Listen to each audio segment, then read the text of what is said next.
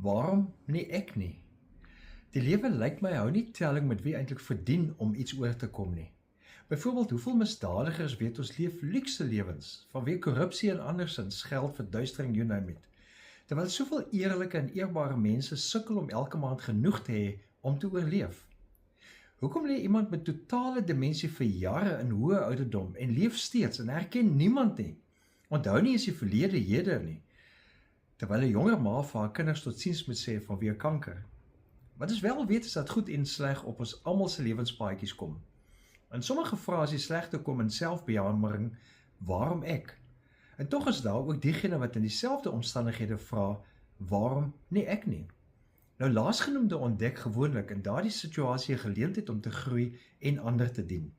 Ek dink sommer aan Nick Vujicic, sonder arms en bene gebore, wat sy omstandighede nie as 'n doodsvonnis gesien het nie, maar juist dit as 'n platform gebruik het om wêreldwyd hoop te bring. O ja, hy moes ook worstel om sin te gee en te maak van alles, maar hy het sin aan sy situasie, hy het betekenis aan sy situasie gegee. In sy verhaal, byvoorbeeld, illustreer wat navorsers al vir dekades bevestig, dat mense wat swaar kry ervaar, dikwels nie net ervaar hulle verwoesting nie, hulle ervaar ook juis groei, anderkant en deur die verwoesting. Tedeschi en Calhoun het destyds die benaming gegee post-traumatiese groei. Nou dis 'n meetbare toename in persoonlike krag, in dieper verhoudings, in groter waardering vir lewe en 'n ryker lewe na swaar kry. Nou dis wat ons ook by Paulus lees, en hy gee dit as bemoediging vir sy lesers deur. Ons lees byvoorbeeld in 2 Korintiërs 1 vers 3 tot 4.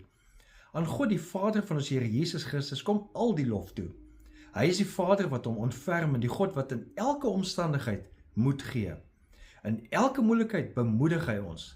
Daarom kan ons ook ander bemoedig wat in allerlei moeilikhede verkeer. Ons kan hulle bemoedig met dieselfde bemoediging waarmee God ons bemoedig. So daarom verander waarom ek na waarom nie ek nie en gebruik jouself, jou eie situasie om ander te help en moed te gee. Leef geïnspireerd.